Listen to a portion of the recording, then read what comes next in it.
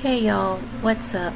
This is Rosie, and as promised, I went back into my Hollywood Book of Death, such a morbid title, and I found two more celebrities to talk about.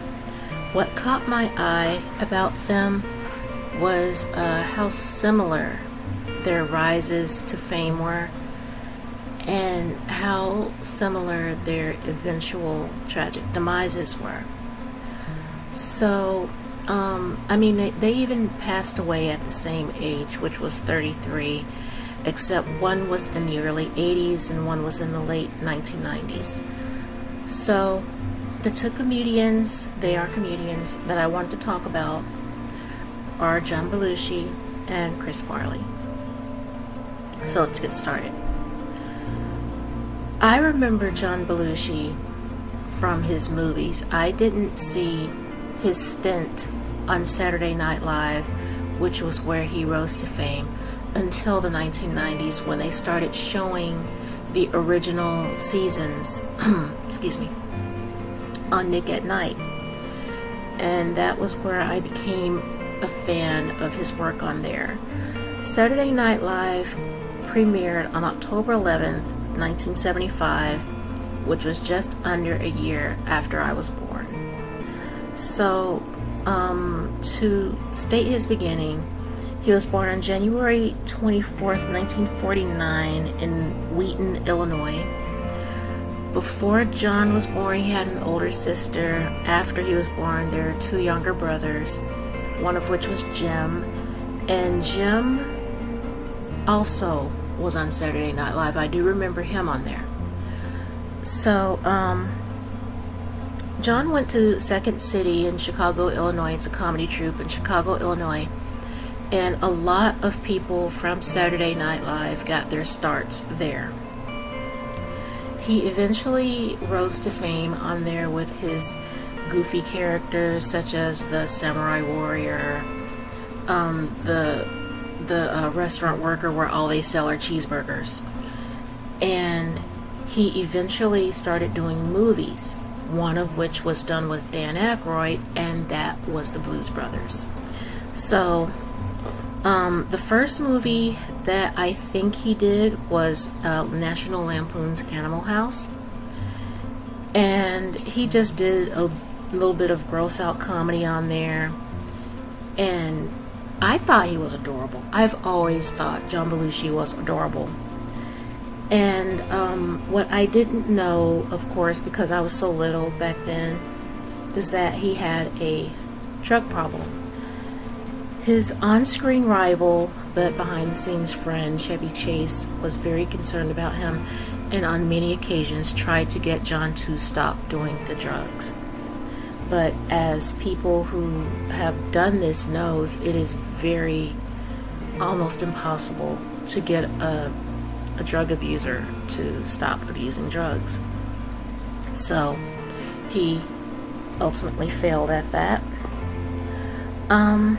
John did a movie in 1979 called 1941, and Continental Divide was released in 1981, and they didn't do so well at the box office.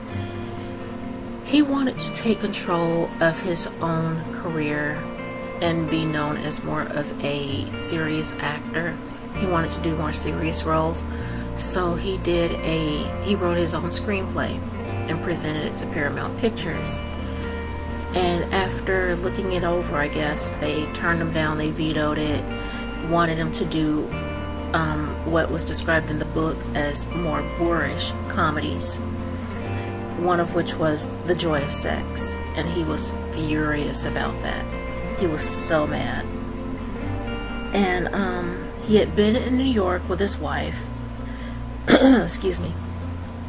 He had been in New York with his wife, but returned to California and checked into the Chateau Marmont Hotel in West Hollywood. And his bungalow was number 3. And I remember hearing about this when I was little. So He had a friend. In the book it says his new pal, Canadian-born Kathy Evelyn Smith, and she was a backup singer for Gordon Lightfoot. And she joined him at the Chateau Marmont. When she arrived, his complexion was pallid. He was sweating profusely, and he still continued to drink and do the drugs.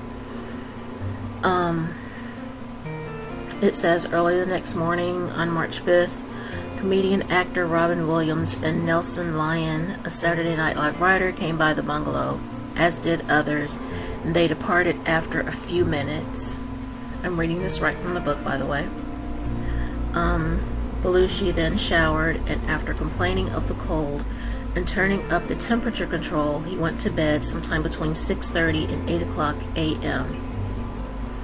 It was eventually alleged that Kathy Smith helped calm John's depression by injecting him with what proved to be a lethal speedball mix of cocaine and heroin. She went to the living room while he slept, and he started gasping for air. He started trying to, he had trouble breathing. She went to check up on him, and he insisted that he was okay. So with that in mind, she took his car and went to breakfast. Later, she was still out, and this is around noon, and John's physical therapist came by trying to, he wanted to get John in better shape. So he went to his room and then went into the bedroom, and it was very, very quiet. And that alarmed him because John was known to be a very heavy snorer. He was lying in a fetal position, and when William Wallace checked John's pulse, there wasn't any.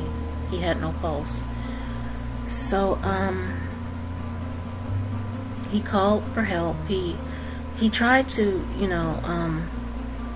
he tried to restart it, get him up.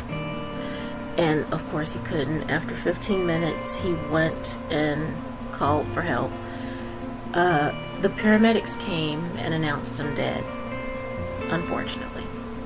Back in Manhattan, Dan Aykroyd ran to John Belushi's wife, I guess wanting to get to her before the media did, and told her of the tragedy. She was stunned to silence, and eventually, because of how everything happened, she grew angry. I remember hearing about this. As I said, I was 5 years old, and this was the first big news story I remember. I remember seeing Kathy Evelyn Smith being escorted out of the room. I remember seeing, what stuck out to me was how her hair was blowing in the wind because she had thick curly hair. And so I don't know why I remember that. And, it was just the first big news story that sticks out to me from when I was younger. I don't remember John Lennon's passing. I remember John Belushi because I knew him from his movies, Animal House, and the Blues Brothers. That's where I, grew up seeing him. And so I, even as a 5-year-old, saw that on the news and went, what? And that sticks out to me. His funeral was held on March 9th, and he was buried in Abel's Hill Cemetery in Chilmark, Massachusetts, on Martha's Vineyard. His funeral procession was led by Dan Aykroyd on a motorcycle, and he wore a leather jacket and jeans. And Aykroyd played a tape recording of the Ventures, the 2,000-pound bee, and Belushi's entire estate was left to his wife, Judy. I'm reading that out of the book, by the way. And with her anger at how everything happened, she wanted an investigation done, and she got in touch with the famed Watergate reporter Bob Woodward, and he investigated the death, and the explorations that he came up with led to a book called Wired: The Short Life and Fast Times of John Belushi that was released in 1984, led to a movie in 1989 called Wired, and that movie flopped. With the outrage that his widow, John Belushi's, of course, John Belushi's widow, came up and cited, there was an investigation done, and Kathy Evelyn Smith was eventually indicted in the death of John Belushi. In the 1986 trial, she pled guilty to involuntary manslaughter and got 3 other lesser charges also to avoid the more severe second-degree murder charge, and received a maximum sentence of under 10 years for these offenses. So, of course, she's been released by now. I don't know where she is, what happened to her. None of that is in the book. So, on his placard, on his gravesite, it says, "He could have given us a lot more laughter, but no." And that sounds like something he'd want on his grave. Thinking of that, one of the skits he did on Saturday Night Live that stands out to me is one that he did as an old man. He was, he had on the gray wig and the gray mustache, and it was as if he was the last surviving member of the original Saturday Night Live cast, and he was among their graves. And he, at the end of the clip, started to dance. But sadly, that's not how things went. I think he was the first one of that cast to pass away. So, of course, that was very, very heart-wrenching. He was 33 years old, very young, and still had so much to give. All he wanted was a chance to be a serious actor, which eventually comedians do want to do more serious roles. I guess that's just how it is, and they eventually just want to not want to be known for just that. So Chris Farley is the second comedian that I wanted to talk about. John Belushi was one of his heroes, and so Chris Farley was born February 15th, 1964, and he always struggled with his weight, and his father also always struggled with his weight, eventually reaching 600 pounds. One of his younger brothers, Kevin, also became an actor. He eventually starred in MTV's Together series. I think that was supposedly like a parody of a boy band, but I never watched the show. At that point, I didn't watch MTV anymore because I watched MTV for the music videos and for Beavis and Butthead and Daria. And I even watched like the first 2, maybe 2.5 seasons of The Real World. And after that, I just lost interest. Sometimes I'd watch TRL. Most times I did not. So I don't really remember what that show was about. But I do remember Chris Farley on Saturday Night Live. He also got his start at Second City. Lorne Michaels discovered him there and brought him to the show. And he was really funny the way he used his weight as a way to make the audience laugh, which is something that he did as a child. To deter bullies, he would make them laugh. He was a class clown, and that would make them not make fun of him, because it's like, I noticed that a lot of people who are class clowns, they use that as a way to make people not bully them or make fun of them, because it's like, what can you say about me that I haven't already said about myself? I know this already. So he was always a class clown, very funny comedian, and he was outlandish in his physical comedy. But his nuns, the nuns at the school, at Edgewood Grade School, did not find him very funny. Eventually, he went to Edgewood High School in 1978, and he was a linesman on the Crusaders football squad. And but by the time he was an upperclassman, he was a fun-loving party guy. Getting this out of the book. And he eventually, his grades were good enough to get him into Marquette University in Milwaukee. Sorry for my voice. In Milwaukee. And at this Jesuit school, it says in the book, he majored in theater and communications. Although some of his classmates saw him as the stereotypical good-natured oaf, Chris was also very deeply religious, thoughtful, and deep. Unfortunately, in his lifetime, he went into binges of alcohol, drugs, and sex. But he was still very talented on Saturday Night Live, and his comedy style stood out.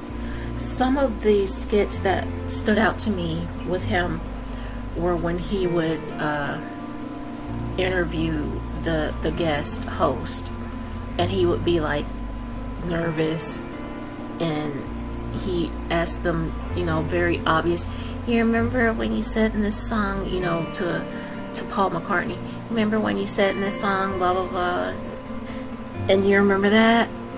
And Paul McCartney was just so gentle with him in that skit. And I just wish that he could have done more with his career, but that was not to be, sadly. It is said that on December 11th, 1997, Chris was seen guzzling down beers at The Lodge, which was a popular Chicago club.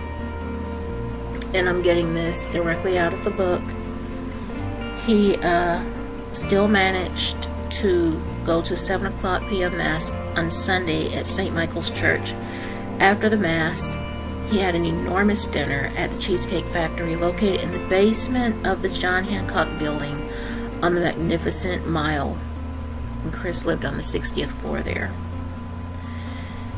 He later made his usual rounds to different clubs around the city. And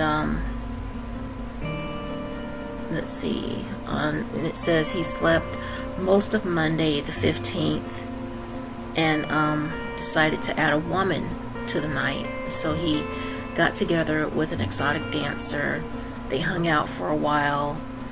They got some junk food and some drugs and went to her place. And then after a while, they decided to take the party back to his place. Once there, he did some more drugs and drank more vodka. The whole time he was chatting about his life.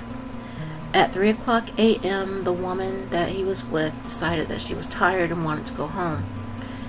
He said, "Don't leave me," and he passed on the floor. She took a picture because she thought he was joking before passing out.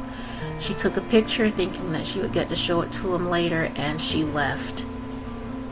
He was just in his pajama pants, his pajama bottoms, and his brother, John, later found him.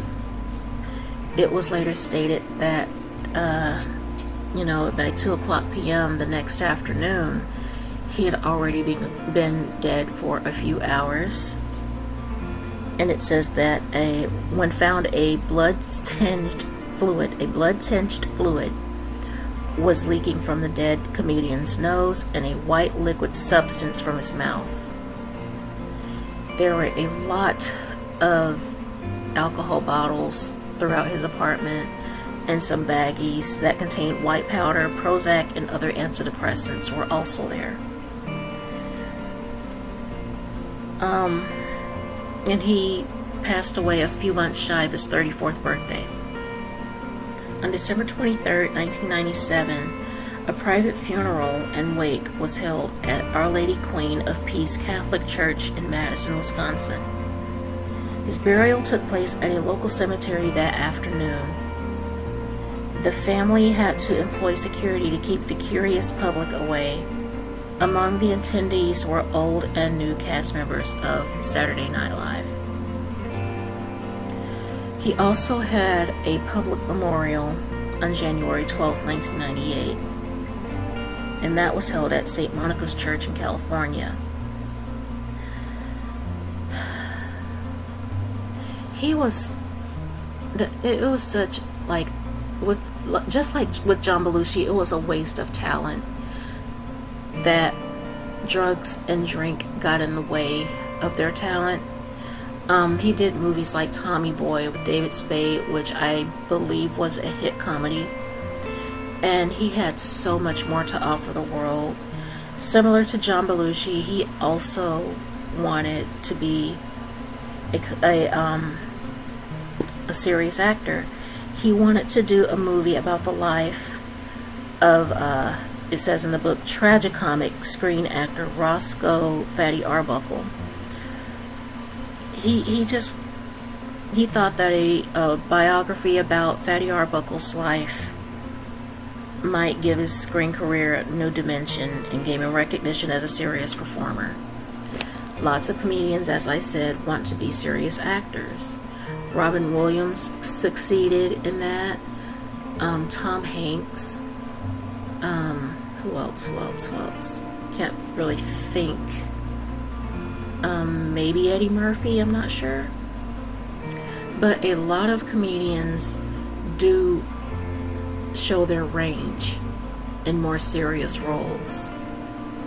And I think that he should have been given that chance. But sadly, his binges of drugs, drinking, and food got in the way.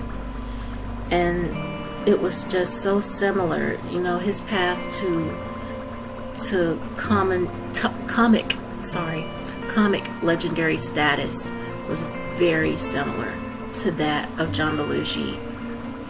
And his ultimate, I'm sorry for all my flubbing, his ultimate demise just really, it was sad. So tell me what you think in the comments. Give this video a like, share, and please subscribe. It would help me out a great deal if you did, and I'd be glad to have you. Stick around for more content. More is on the way. I don't know when yet, but more is on the way. I will record again whenever I can. But anyways, thank you so much for wasting time with me. I love you guys very, very much. Hope to see y'all on the next upload. Bye for now.